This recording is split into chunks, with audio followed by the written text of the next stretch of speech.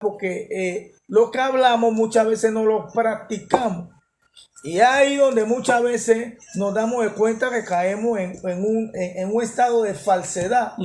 Porque cuando no cumplimos lo que hablamos o no hacemos lo que hablamos, entonces caemos en un estado de falsedad. ¿Y Dios qué quiere? Dios quiere bendecir al ser humano. Amén. Esa es la realidad. Dios quiere bendecir al ser humano. Pero si el ser humano no se acopia a los principios establecidos por Dios en su palabra, aquí vemos en el libro de Judas, cuando el arcángel Miguel, un hombre de peso, un hombre de grado, en la Biblia se mencionan algunos nombres de ángeles como Miguel, como Gabriel, que fueron enviados por Dios para cumplir una misión aquí en la tierra. Y que eran hombres y que son ángeles, son ángeles no cualquiera, son ángeles por decirlo así, de jerarquía fuerte, porque Dios no va a mandar a cualquiera, pero son ángeles de jerarquía que venían con una misión y con una función. Pero la Biblia dice que el arcángel Miguel disputaba con Satanás por el cuerpo de Moisés. Recordemos que Moisés murió. Y nadie, absolutamente nadie, solamente Dios sabe dónde fue enterrado el cuerpo de Moisés. Precisamente porque Dios sabía que si él no hacía eso, el pueblo de Israel iba a idolatrar a Moisés hasta el día de hoy. Porque Moisés, dice la Biblia que no hubo ninguno como Moisés en señales, prodigios y milagros en la cual Dios lo hubiera usado.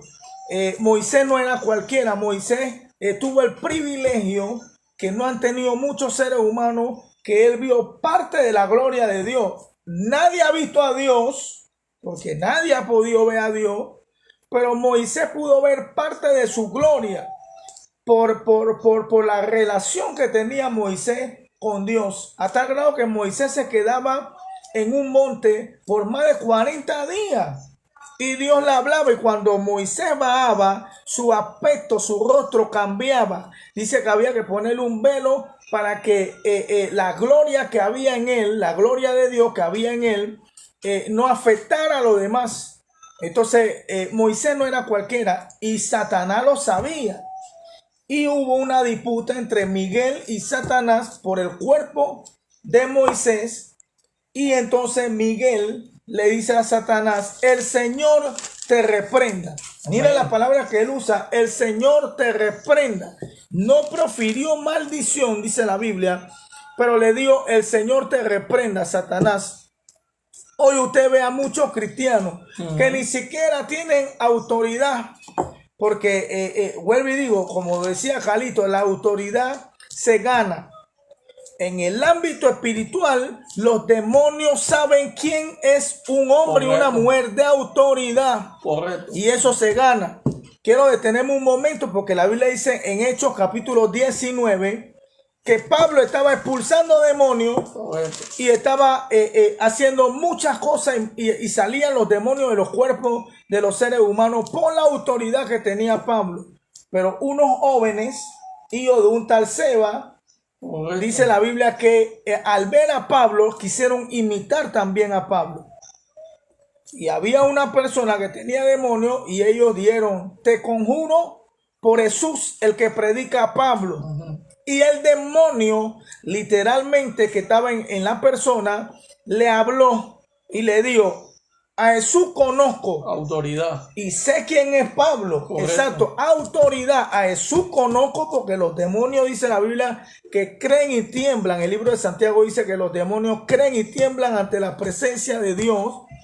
Pero también los demonios dicen: y sabemos quién es Pablo. Sí. Pero ustedes quiénes son. Así mismo le dice el demonio: ustedes quiénes son. Y le cayeron a puñete y los golpearon y salieron desnudos y salieron avergonzados, porque los demonios sí conocen y los demonios sí saben quién anda bajo este principio de autoridad. Dice la Biblia también que le trajeron a un endemoniado, Calixto, Correcto. a los discípulos. Y los discípulos no pudieron echar fuera el demonio.